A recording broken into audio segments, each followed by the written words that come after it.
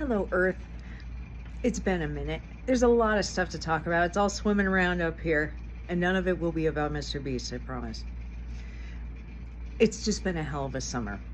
It's been so stressful. I have lost 50% of my hair, if you can believe that. That's what stress can do. But I like to relieve stress by talking about the things my family doesn't care about with you guys. So I guess none of it will be about Mr. Beast, and this one will be, I filmed 22 minutes yesterday, and it would not upload because I'm a cave girl.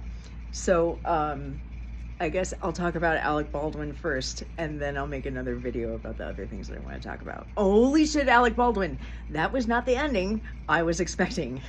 So I'm sure you already know this, but it got dismissed because of a Brady violation. And what's a Brady violation? That is when the prosecution hides evidence from the defense.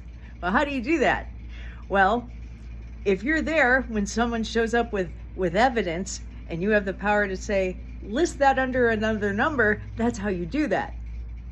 So the prosecutor who convicted or got Hannah convicted had a sidekick for this one, and we were like, oh, she means business because she brought in reinforcements. So that sidekick was doing a wonderful job. I was looking forward to seeing her work. And then all of a sudden they're having a meeting after the testimony of a cop. And so then they're talking to the judge at the desk, and then the reinforcements walk out of court. And even Emily was like, what just happened? I've never seen this.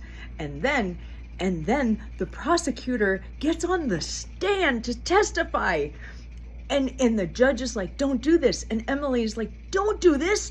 And even Alec's lawyer, you can see it on his face. He's like, I really don't want to do this. He did an amazing job, considering I don't think anyone in history has ever done what he just had to do, which is examine the prosecutor on why the fuck is this evidence just showing up now.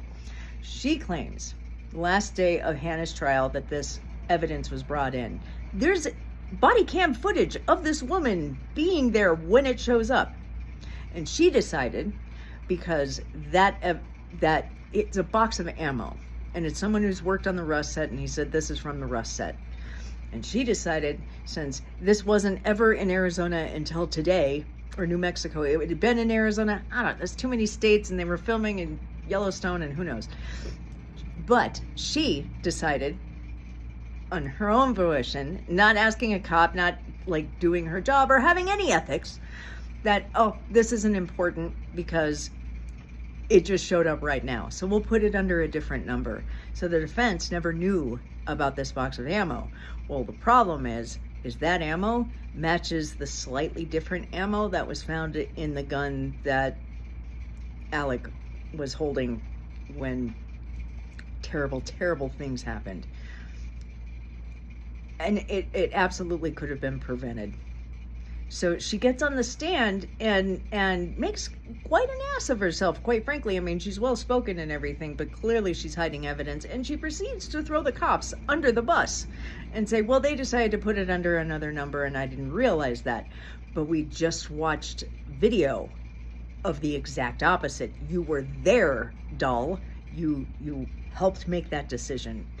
And then you also chose not to tell the defense about this new evidence. So they called a Brady violation, and it was dismissed. And all I could think is, why can't this amazing judge with ethics and morals and poise, why can't she possibly work in Massachusetts? Because I'm still reeling about Karen Reed. They acquitted Karen Reed. They acquitted her. They acquitted 2 of the 3 things. But no one explained to the jury that you can be hung on one of the things and come to a consensus on the other things, and we will do those things. Judge Bev was so intentionally vague. I'm very, very upset about this. The fact that, like, I think it's up to a half a dozen of the jury have come back and contacted a lawyer about, hey, we actually acquitted her on the worst part. I guess they were like shuffled onto a bus as soon as everybody left the courthouse, and people on the bus are saying to each other, are they ever going to know that she was acquitted? Like, they didn't speak up when Judge Bev was just like, okay, well, I guess we'll just do a trial. It's unbelievable. Unbelievable. I'm very upset about that. I am not as upset about Alec getting dismissed.